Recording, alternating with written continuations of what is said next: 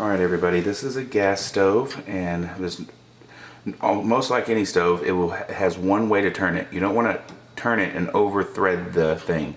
It says light, you just want to turn it and then it turns on.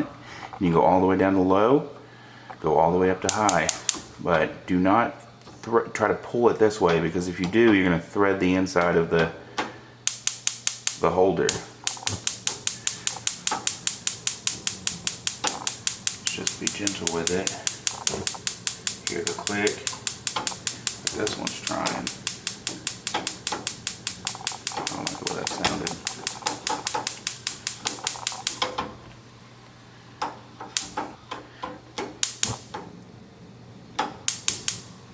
See? You just gotta keep turning until that clicking sound goes away.